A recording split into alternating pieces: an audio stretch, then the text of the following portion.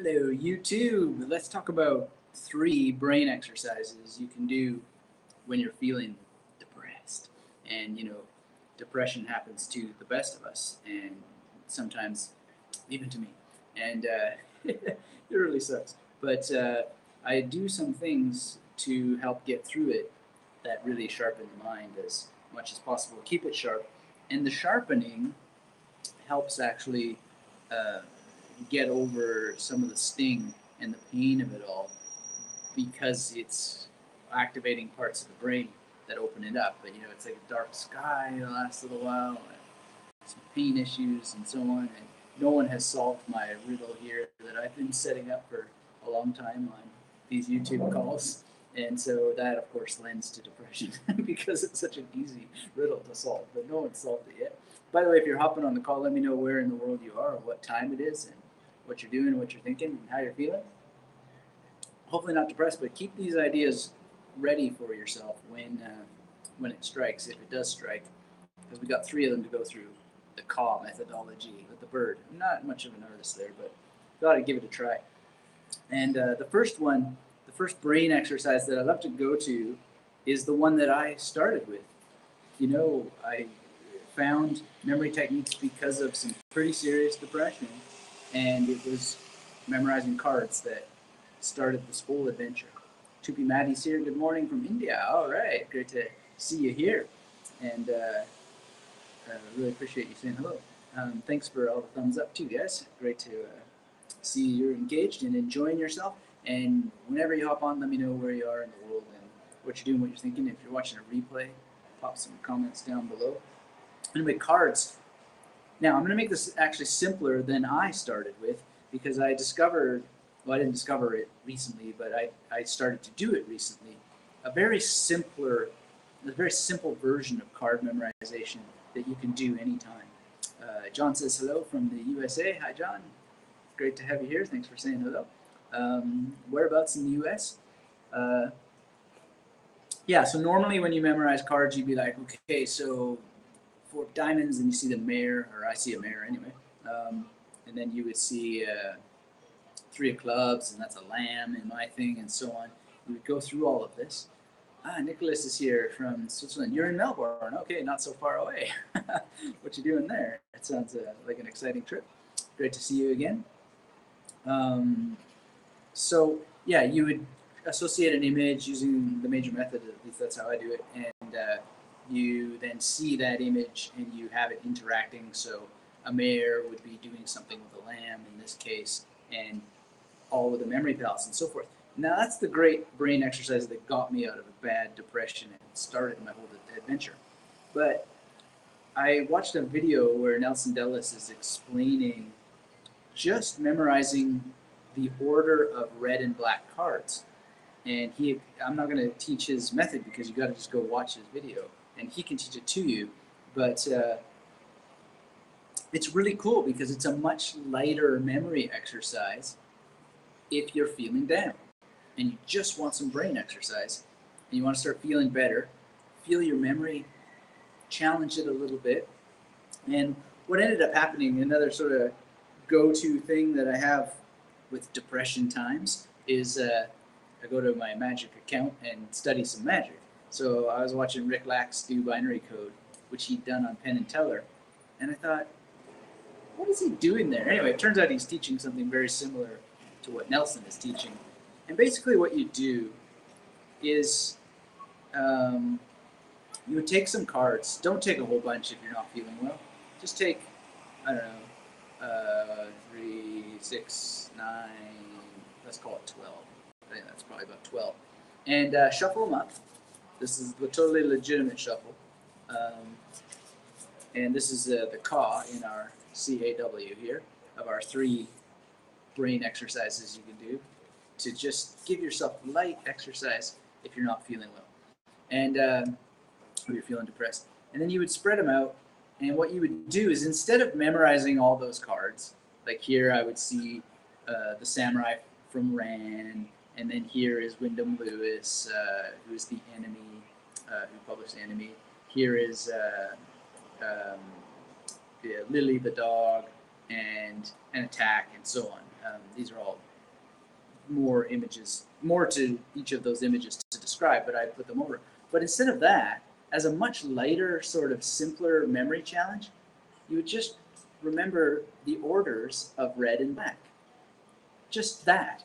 Just, was it a red card and a red card and a black card and a black card and a red card and a red card, black, blah, blah, blah, blah. And that's a much lighter memory exercise if you do it in a binary way. So again, after this live, I'll link you to the Nelson Dellis video where he trains it, and you should check out a Rick Lax fooling Penn and Teller, because this is involved in what he does. Ooh, giving away magic secrets here. But basically what you do is you don't memorize every single color individually, but you rather memorize the patterns in which the colors fall. So you see this? That's a pattern. It's the pattern in which the red cards have the uppermost section. So you'd memorize something to help you remember that, right? And so then here in the next three, this is a little difficult for me to see. Now it's the bottom two cards. So you'd remember that. In other words, you're kind of not memorizing the black cards. You're just memorizing the red cards. And it's very simple on your brain. So now it's just the top card that's red in that final set of three, and it's just the bottom card that's red in that bottom.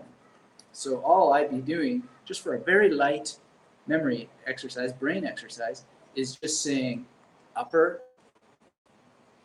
lower, top, bottom, right? Upper, lower, top, bottom. And then you just separate the reds from the blacks blind. So if it was upper, two, right? And then black. And then if it was lower, which it was, then it would be one black and two red, right? And then it was top and bottom, so one red and two black, and then two black and one red. So that's a simple memory exercise. And so give that a try. If full card deck memorization is not something that you're ever going to do, give that a try, because that, I think, is going to really, really help you find your way into a simple memory exercise that anybody can do with cards and get into the practice of memorizing patterns. So give that a try if you ever just want a simple brain exercise. It's a lot of fun, and again, I'll link below to Nelson Dellis' video on that, and I just thank him publicly for making that training, because it's very, very good. And you'll see something interesting in the world as well, which is that there are a lot of limited sets of information, where if you just look at the information a little bit differently, you can find hooks in patterns.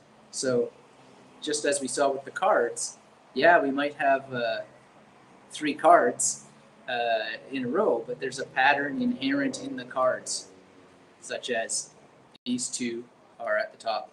And in every set of 3, there'll be some pattern. You can give that pattern a word and just memorize those words based on one of the colors.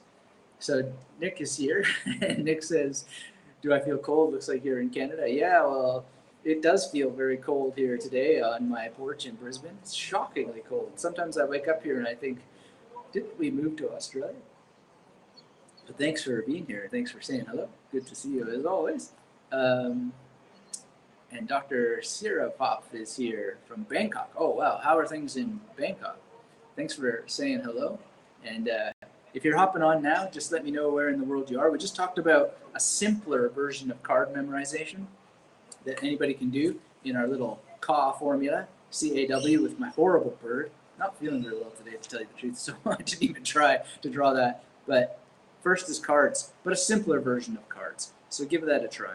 The next thing, the A here, is autobiographical memory. So put some time into just thinking through your life, which is a thing that depressed people tend to do anyway, but they don't necessarily do it in a positive way. So you could do it in a positive way. And think autobiographically. What is autobiographical memory anyway, right? Well, first of all, it is your memory of you. There is a thing called you that exists, and it has perceptions, a lot of them illusion-based, about your identity, where you've been, and where you've been is actually much less identity-bound than anything, because you have been to that place for real. Like even if you have an iPhone, there's probably a record of it, right? So you can scientifically determine when you were there and what were the coordinates and so forth. And that's a pretty cool thing that you can do with your autobiographical memories. Think of like, where was I? And then think, what was I doing there? Why was I there? And who was I with? And what were the buildings like? So last night I went to see a book launch. Tony Ryan has a new book out, and I really didn't feel like going because I wasn't feeling so well. And I just went anyway, right? And it's kind of a funny story because I couldn't find a place to lock my bike. So I thought maybe there's a place behind, on the street behind. And I went around the back there, and there was a parking lot, and I saw that actually the book launch Q&A was being held in a sort of back patio area where I could see over the fence and look at Tony Ryan talking about his new book, and it was cool. And I sort of was like a book launch event stalker in a way. I took a weird photo through the chain link fence and so forth. But I really couldn't lock my bike up there either, and I'm glad I didn't because there was a sliding gate, and if I had locked my bike in there, then it would have been locked inside, or the person in the dentist's office there who was leaving and left and ultimately locked the gate behind, and my bike would have been locked in there. Anyway, so I enjoyed the event there. But what am I doing right now? I'm practicing autobiographical memory. What can I do with this? Well, I can think about a lot of things, and it's really, really already making me feel better, even though the weather is crap and I don't feel so good and all kinds of agitating pain, etc., right? But I already start to smile because I'm thinking, man, that parking lot back there, what a cool little mini memory palace that is. And even though I didn't go into that bookstore on this occasion and see that back area as a person inside of it, I actually have a decent idea of how I could make that a memory palace. So there's that. And then I can think about the time that I met Tony Ryan with Nick, actually, who just mentioned that Google Maps has your full history recorded. And oh, Travis is here from Arizona. Hi, Travis. And oh, Joey's here as well. He says, excited to watch your video with best wishes from New York. Nice to have you here, Joey. I really appreciate you saying hello. Yeah, so I just think about that time. And Nick and I, we had dinner with Tony, and he was talking all about his book and how it was coming out. And then it did come out. And so autobiographical memory, this is brain exercise. If you don't start to make connections, if you don't see what are the connections, and then enjoy the memories that come from the connections, seeking positive connections, happy connections, not sad ones. And you can go out of your way to seek negative ones, which is something actually Tony was talking about last night, is how so many people, they come at things negatively and then they see the world negatively.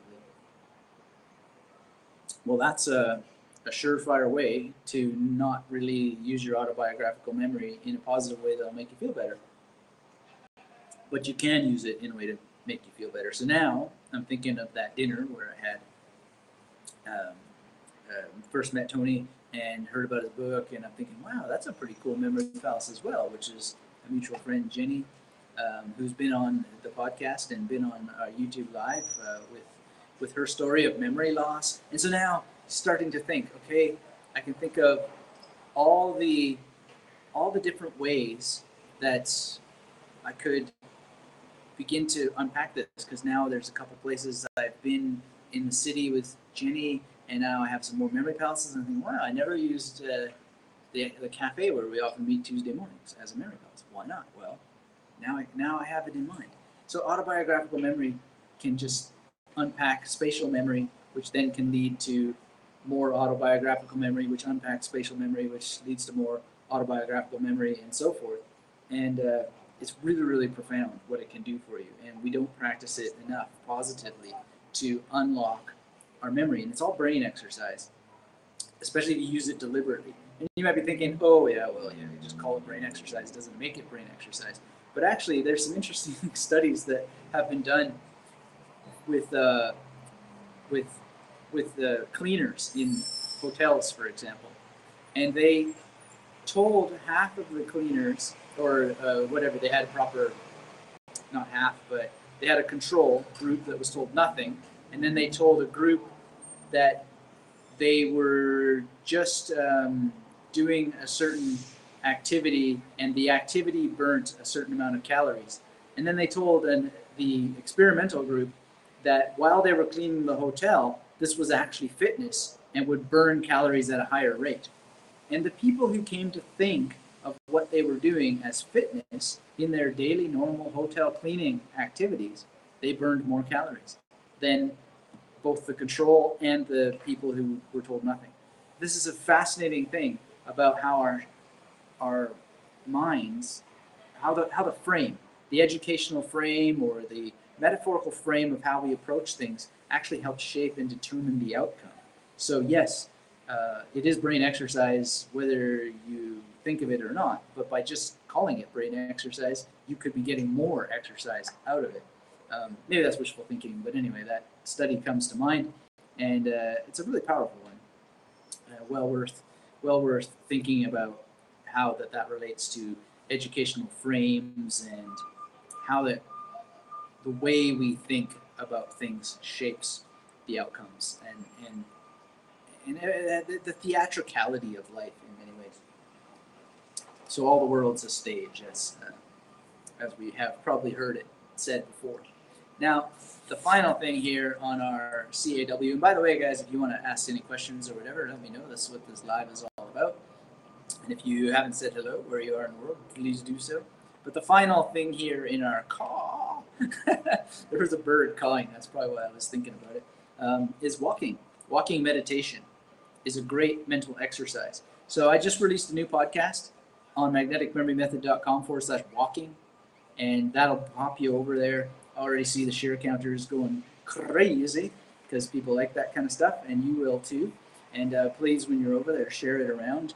It's got 3 really powerful ways to practice walking meditation and an argument why you should if you're not already. And there's a new video over there as well, actually an old video that is new that was never released before of me walking around the Berlin streets, and I was saving it for the right time. And this was it. And it was cool because it was autobiographical memory, thinking about, this video where I was walking, some of the memory palaces, some of the joy of being with my trainer Lars, and I missed that guy. He was great, really great. If you're watching, hello. Hallo, guten Tag, guten Abend. Und so weiter. So, walking meditation. And one of the things that's cool with walking meditation and why it's such good brain exercise is that for this brain exercise to occur, you can track your breathing and you can do different breathing patterns. So just as we talked about the kind of patterns that would emerge in cards, you can see patterns in your breathing just by monitoring your breathing and seeing if there are patterns to be seen. And then you can deliberately increase your brain concentration by tracking deliberate breathing patterns. So John, thanks for that comment. You say that you find walking a very good time to rehearse. Yeah, walking is great for recall rehearsal, which is another thing to do while you're walking, and it is meditative as well. But if you've used memory palaces and you've memorized things, then walking is a great opportunity to go through a memory palace. And if you've used a particular route as a memory palace, then that's kind of cool because you can walk by certain things. Like there are certain corners where I've learned some stuff just walking around with April in Brisbane here, and she'll have taught me a word, and I used it just because it was an impromptu memory palace, which is actually on this page. There's a video there about making impromptu memory palaces at magneticmemorymethod.com/walking. If you head on over there, you'll learn about creating impromptu memory palaces. But I'll just be walking around and I'll see, there's that crazy image, and I'll remember to practice that. But just for the light brain exercise when you're not feeling well, one thing you can do is just start to focus on counting your breaths and seeing how long you can count for. And for most of us, that's a surprisingly short count before our minds wander, especially when you're walking, because there's so much to see. So one way to limit the distractions of the world is to go find a park, very limited park area space, and walk in a circle in the park where you're not really distracted by a huge overwhelming amount of stimulation. Although you might have some birds going caw caw caw, which can happen and be a little bit distracting. But then you could count their amounts of cawing. So if birds are cheep cheep cheep chirp chirp chirp chirp, you could actually add that as a brain exercise. It's just counting, tracking how many that they do. Anyway, count your breaths and deliberately count them. And there's so many, I could go on and on and on, all the different variations that I've explored and discovered and then made up and then re-explored and found again. The one that I really love is breathing in one nostril. And you can do it either manually like this, looks like I'm doing cocaine here, and then, or you can just imagine, it's called psychic nostril breathing. And you'll actually feel, or at least I do, that you're breathing through one nose, one nostril, and out the other. It's odd, it's kind of cool, and it helps you be focused in the moment. And then you just reverse the process, so in through the right nostril and out through the left. And one of the things you can do is actually do breath withholding. So one pattern that I really like, and apparently it's been used for thousands of years, and because of the primacy effect, I just kind of said, okay, this is the one I'll do, and it's hard to break the pattern after that. But it's breathing in for a count of 4, holding for a count of 16, and then exhaling for a count of 8. And as you're walking around, you can just do this. And you can actually link the counting with your steps. So you're breathing in for a count of 4 as you take 4 steps. You're holding for a count of 16. Now, it can be a bit much at the beginning, so you might want to build up to a count of 16. But you can double have it, so it's like 8 steps. And then you breathe out in sync with the steps. This is so rewarding. It's such a good brain exercise, and it really brings you into the present moment. Now, I would say see a doctor before you mess around with the breath stuff too much, because heaven forbid you shouldn't be doing that, and there are some people who have concerns about that. But for more on this, go to magneticlearningmethod.com/walking. The new podcast shares a lot more information about that, and it'll really help, along with these other things. So really low intensity card memory, just with the patterns of red and black.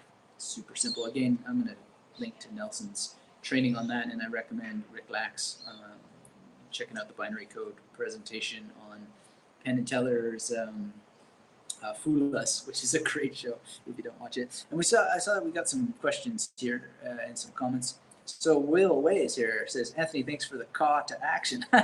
Good one. Just mentioned meditation to a friend from memory. Picked it up from you, man. Thanks so much. Well, thanks, Will. Thanks for being here. Thanks for saying hello and for the nice words. I appreciate it very much. Great to have you here. Travis asks, and Travis, it's really great to see you again. Any recommendations for gaining motivation to act when depressed? Yeah, that's a kind of a tricky one, right? Because what is sort of the origin of motivation? And every person has their own depression, and so it's kind of hard for me to give tips on it because it would come from my autobiographical memory. But one of the things I think that would be valuable to explore is to, I guess, have a externally imposed deadline where things just have to be done, and you have to find a solution and want to do that thing. So all I can really do is tell you from my own story, which is kind of like a movie in a way, is that when I had the first depression and I found the card memory technique that lifted it all and changed everything, it was a dilemma, a classical dilemma, where I had this driving ambition and I needed to get a PhD in order to become a professor and say all the things that I thought needed to be said about the world. And that wasn't going to happen if I didn't fulfill certain requirements. And those requirements were really heavy, super heavy. And, having bipolar disorder did not give me a special card. It did give me a special scholarship at a certain point, but that was later. I didn't even know you could apply for a scholarship based on having an issue like that until later. And it relieved a lot of stress, but later. And so maybe that's one thing, is if you're a student and you're watching this and you have a question like that, see if you don't have options to relieve some of the stress and pressure, because I was under a lot because of that. And but I had this deadline where I was going to have to sit for exams. Memory was a huge part of it.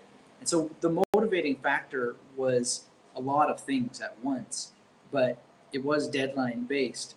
And so when the dilemma came, the dilemma was as extreme as it is. It was absolutely true. It was jump off the bridge, which now has a suicide barrier on it called the Luminous Veil, of all things, in Toronto, which is bizarre. And it looks bizarre, but I'm kind of glad that it's there, because it was torture when it wasn't there. Although, ironically, there's another bridge about a 10-minute walk away that would do just as good.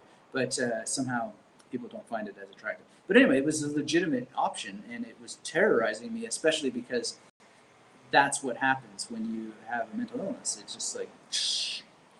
So there was that. And then there was go to the exam and fail utterly. Then there was just do nothing and fail utterly. Or there was find something to do that I could concentrate on, that did motivate me to do something, and essentially ignore the problem. So that's what I did. And I had always been passionate about magic. So I found that.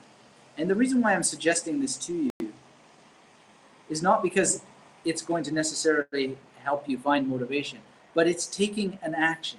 It's doing anything. And by doing something, I think you'll find a motivation that you can then transfer over. There's a good chance anyway, because what if I hadn't done something positive in that moment that did motivate me? I never would have discovered that, wait a second, there's this thing called card memory, and you can actually transfer everything that is here to an index card that has some information on it that could help you pass an exam. I never would have made that discovery. And the motivation that I had for magic led over to the motivation that I had lost for academia, for bizarre German and ancient Greek and biblical Hebrew and French and et cetera, terminology, like just the craziest terms and words and so forth. And I just found a renewed lifeblood for it because the memory issue was solved. And I raced through that stuff like the devil. And I didn't have youth on my side. I didn't have energy on my side. I didn't have any special injection of happiness on my side because my mania period was gone. It was just pure depression and lack of ability to concentrate and so forth. But I found motivation because I just did something that followed a passion. So if you come across a barrier and you can't motivate yourself to do that thing, and the deadline itself isn't motivating you, figure out what you find passion in and throw yourself into that, because probably you'll find unconscious and conscious resources that you can redirect to the thing that you have to do. And this is taught a lot in entrepreneurial books. It's taught a lot in books that I just never would have come across at that time. And just short blasts of activity. And you know, also in creativity studies, in the science of creativity and so forth, what they'll often do to like harness this effect is they'll start a work task with a short creative task. And what I've done to help my brain when I sit down to memorize some language learning or whatever, because that can be a bit not feeling particularly motivated for it, and you don't feel necessarily loose and limp and limber. But we know from creativity science and studies that if you just do a short creative exercise, then you go into the main work and even cool down after that with a creative exercise, you will do a lot better. You'll perform a lot better on the work part. So before I hit the books for some Chinese vocabulary, I'll usually memorize a deck or even just part of a deck. And then I'll go to the Chinese stuff, right? Because then I'm motivated. I'm like, yeah, this is so easy. I do this all the time, right? It's like easy, then challenge, then go back to easy. And you buffer it. you have buffer on either side, and it's really super motivating and empowering. Let's check in on the comments here because we've got quite a few coming in. Travis, I hope that helped.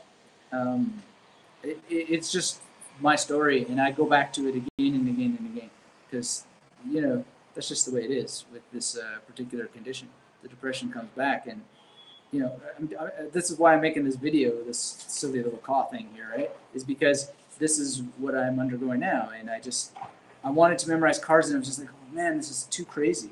And then I was looking at Magic again, because that's where I go. I go to Magic almost always. And then I just saw Rick Lax doing this thing, and I was like, I gotta do this. I gotta do this, right? And then I was like, but he's just doing a magic trick. And anyway, I happen to own the instructions for it. I've owned it for a long time. And I went and watched them. And I was like, geez, that's what Nelson Dellis was doing on his video the other day. So I went and watched the other week. And so I went and watched Nelson's video again. And then I compared the strategies. And then I just thought, damn, you don't have to memorize the whole deck every time, which I already know. You can memorize 15, but you don't even have to memorize the whole deck. You can, Jaideep's here. Hi, Jaideep. We're going to catch up on these comments that are coming in here, but I just want to say that you can break it down to even simpler, just pattern recognition memory. And it just created so much more motivation and happiness, even in this dark day and the dark week, and just not feeling altogether good and around. And then it got me memorizing again, which then lends to other things. So Travis, I hope that gives you some help, and anybody who's struggling with that, because there is a way. Joey asks, when you were studying, did you plan or strategize, or did you blast through it? That's a good question, Joey, because I had a plan imposed on me. So just a little bit about how this works. If you'd ever have done a graduate course of study, at least the way that we did it in Canada, in my program, you have lists of books that must be read for field exams, and books and articles. And then you're going to be grilled by committees of professors. Some of those professors will be professors you know because they're on your graduate committee, and some of them will be representatives. So there's the internal, and the internal-external, and then ultimately there's an external at your dissertation defense. And so there's two altogether. Then there's the language proficiency thing, and then there's the dissertation defense. So it's a program of study that you'd think would get easier as you go along, but actually it's progressively more and more difficult until that you're actually incorporating all this stuff that you've learned into your dissertation.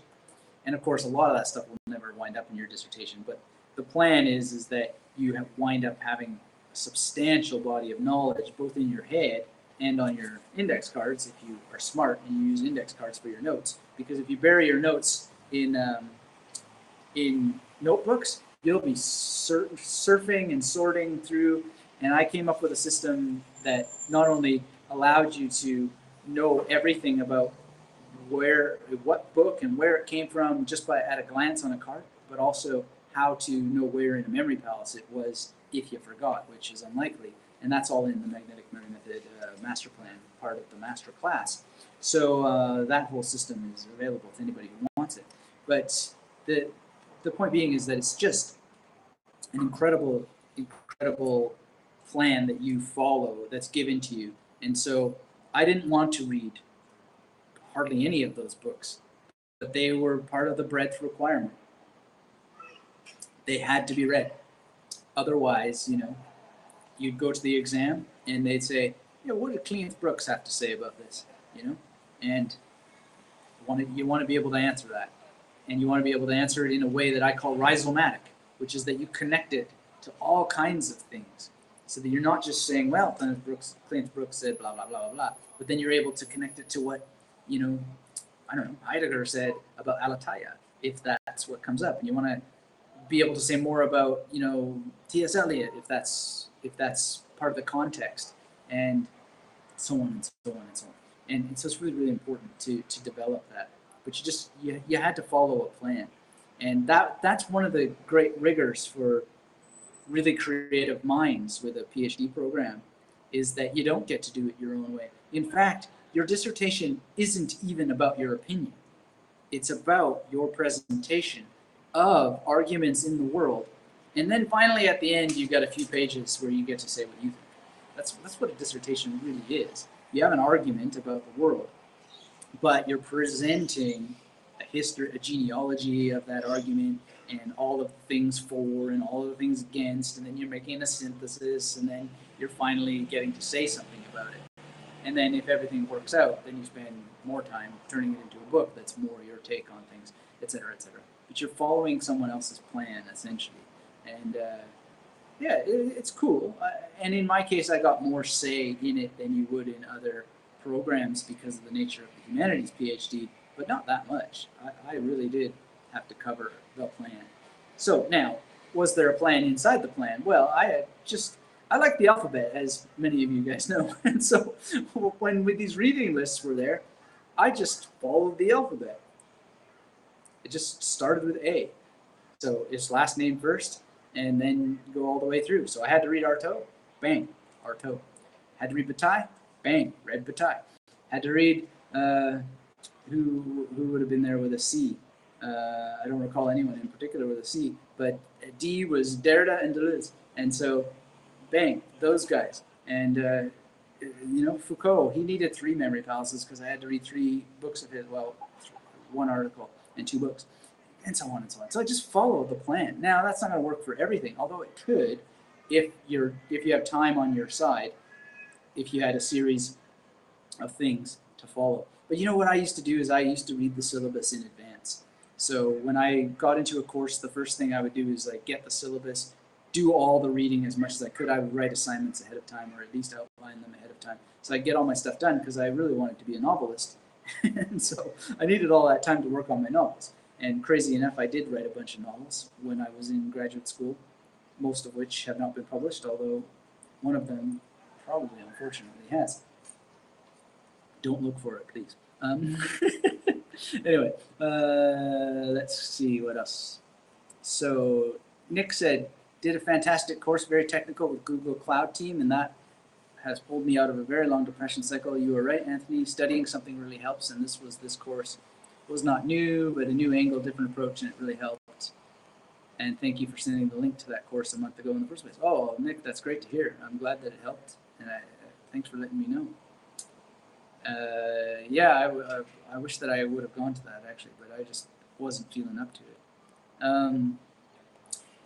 Joey says, I'm loving these tips. Travis says, thank you. Appreciate the advice. Travis says, I am trying cold showers as well. And yeah, cold showers is cool. I mean, there's great scientific research about it stimulating the vagus nerve, and that could be a part of why it's so effective for people. For me, the blunt reason why I think that cold showers are so fantastic is because they just train me to not delay getting things done, because it's never going to be pleasant. The biological fact is that the body is always going to not really be happy about jumping into freezing cold water. It's not even really freezing cold water, but for whatever reason, it feels really shocking and cold and kind of unpleasant.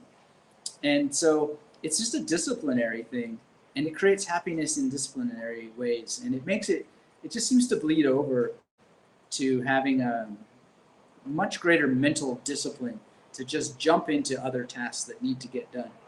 And a lot of people, they just have very good advice, which is the thing that you most want to do is the thing that you need to be doing, right? And if you can just get yourself to do that thing that you don't really want to be doing, then it's done, right?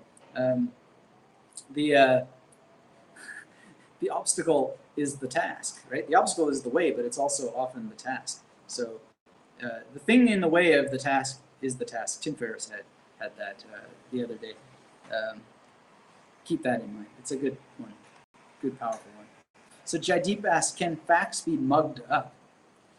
Well, I'm not sure what you mean by that, but facts are interesting. There's a correct definition of facts and there's an incorrect definition of facts. A lot of people think that fact means truth and eternally true, but that's not really what fact means. Something's a fact if it is falsifiable. So scientific facts must be falsifiable. So they're true by virtue of them being falsifiable. And what that means is that any statement that we make must be verified or validated through the presentation of evidence that supports the claim. It's as simple as that. That's why science is so beautiful. Science doesn't require anyone's belief. It doesn't require even humans. It doesn't. If apes were to take over the human planet, or monkeys, or chickens, or fish, or giraffes, or whatever, these things would be true, as true for giraffes as they are for humans. That if you make a claim, you need to validate that claim through the presentation of evidence that supports the claim. So a fact, a scientific fact, is something that's in tension. It's something that needs continual validation. Because if ever the evidence in support of the claim doesn't support the claim, then it's not a fact anymore, right? And so that's what scientific investigation is all about. What makes memory and brain exercise of all sorts of types that we can practice so wonderful and fascinating is because the ultimate scientific test that you can perform on yourself is, did I remember it or not? You can do that test with or without memory techniques. Ideally with, because then you can say, hey, I memorized that. What's the scientific claim here? Well, if I put together an acronym, C.A.W., I might remember cards, autobiographical memory, and walking, right? Let's do the test. Did it work? Yes. So the evidence is supporting the claim. It's a fact. That acronym helped me remember the three things that I wanted to say today. Okay? And if you think about it and you go, caw, yeah, this stupid little bird, caw, caw, caw. Oh, I can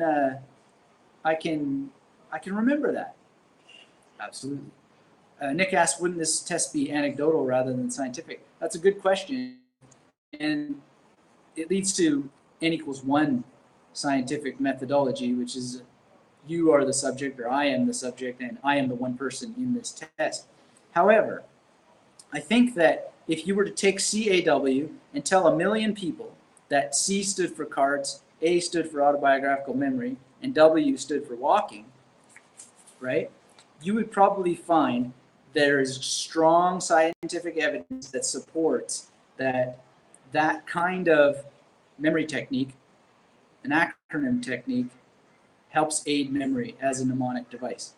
In fact, I know you'll find that because there are dozens and dozens, if not hundreds and hundreds of studies in support of that claim. So I can give you my anecdotal experience of it, argue that you will experience it as well, and you most likely will, and then we can then support that evidence with claims. So it's neither anecdotal or scientific, it's just both, and that's even better. So the other claim here, though, is who out there is going to go and test this? So here's an additional brain exercise for you. Set a reminder on your phone. This is actually called passive memory test, and they use it to help people with brain damage to restore their memory. Set yourself a reminder, and just have the reminder say, I don't know, 5 p.m., 5 hours from now. Set a couple of reminders if you want to do a real rigorous test. So 5 hours from now, 8 hours from now, and 24 hours from now, something like that. And just say, what does CAW mean? Or what does the acronym CAW mean? And if you can remember that, then my hypothesis will become a scientific fact. If you can't, then you have the opportunity to think, what could I have done to remind myself of those three words, those three talking points? And then you could think about another mnemonic strategy. So you could have had a memory palace, just 3 corners. And then you could have saw like the cards from, I don't know, Alice in Wonderland, one of the, over there. And then you could have seen the autobiography of, I don't know, some actor you like, or Malcolm X or whatever in another corner. And then for walking, you could have seen the Walking Dead characters in another corner. And then you could test that and see, well, does that help me remember this any better? All of which would be great brain exercise, a little bit more rigorous and intense. And then we can then go and look in the scientific records and we can see different scientific studies that have been done that show that you'll have a much higher rate of recall than acronyms, but it all depends on the tests. So you're really just being the scientist. You're the one who's validating the claims for yourself. And the most important point about that, and why I'm so glad that you raised the question, Nick, is that you're the only person who ever can, right? And so the beauty of the memory tradition as an art, as a craft, as a science, is that it's a personal science that can only ever occur inside of you. So all the people out there who are doing great work promoting this beautiful tradition, they are just helping you become the only person who can ever experience these techniques inside of yourself. No one else can except for you. I mean, other people can enjoy it, but you won't. And the only way that you can is by running the experiments. You don't have to call them experiments, but that's what they are. At the end of the day, they are brain exercises that have an experimental nature. Will it work or won't it? And depending on how you dip your toes in the water, how you practice them, how you combine them with other elements of memory and brain exercise and brain memory techniques, you will get the results that you're looking for. It's almost impossible not to if you run the experiments. And to that end, if you want to know how to make experiments, make memory palaces that really, really work, I got a video course for you. It's free, and you can go to magneticmemorymethod.com/improve. That will give you the opportunity to take a relatively new version of my video course, free video course. So very few people have taken it so far, but if you want to be one of the first, hop on over to magneticmemorymethod.com/improve, and you can check it out. I wasn't feeling very well when I did it, but here's the thing, and Travis had asked about motivation and how you get yourself motivated and so forth. Find something that you really want to happen in the world, and do that thing.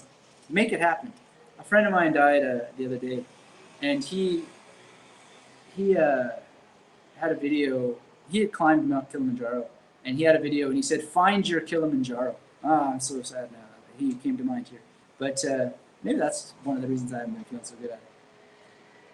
Anyway, he's dead. But the thing is that find your Kilimanjaro and climb that thing. Climb it like there's no tomorrow. If you need help, I've got the new podcast, magneticmemorymethod.com/walking. It'll teach you about some meditations that you can do while you're walking meditation. And you can take the free video course at magneticmemorymethod.com/improve. That was a great session, guys. I hope you enjoyed it as much as I enjoyed meeting with you. Thanks for the really, really great questions. Don't forget to call, because it'll help. It really does. Take it light on yourself when you need it. Nick says, thanks. Well, thank you for being here. Thanks for the great question. I really appreciate it. And it was awesome having you here as well. And Joey says, I heard about Wim Hof too, but there were some comments that I read that might not be universally useful. Well, Joey, I don't think anything is universally useful. Sad but true. And that's not sad, actually. It's beautiful because we all have our own way. And we often make the mistake that, this or that teacher is going to be the one, right? But it's the other way around. You're the one. You're the one who can cast light on the darkness. And you need many teachers to do it. We all need many, many, many teachers. So there's a lot, like if you look up the criticism of Wim Hof, one thing I got to admire about that guy is he will even publish the criticism of himself. He will share the people who have picked criticism of him. And I think he's cool for that. He's cool for lots of reasons, but he's extra cool for that because he's doing it scientifically. He's approaching it scientifically, and that is what we all need to do. We're all being scientists anyway, one way or the other. We're all artists and we're all scientists. The results that we get really come down to how many artists and scientists we learn from to help conduct our experiments, because we have to make them one way or the other. There's no getting out. One way or the other, we're doing it. And so you can do it well or you can do it randomly or chaotically, but there's so much guidance out there. And I think that one is the most dangerous number we as learners will ever know. So definitely check out Wim Hof, but always with an eye to embedding the teacher into a whole cast of teachers. You wouldn't enjoy the Marvel Universe if it was just Spider-Man, right? No, Marvel Universe is cool because there's Tony Stark, And by the way, the latest Spider-Man movie, there's a great relationship between Iron Man, Tony Stark, and Spider-Man that is really, really eye-opening if you want to think about the role of a guru in the world and like the role of just the one teacher. It's a very, very interesting example. But that is a podcast for a different day. And so I'm going to hop on out of here.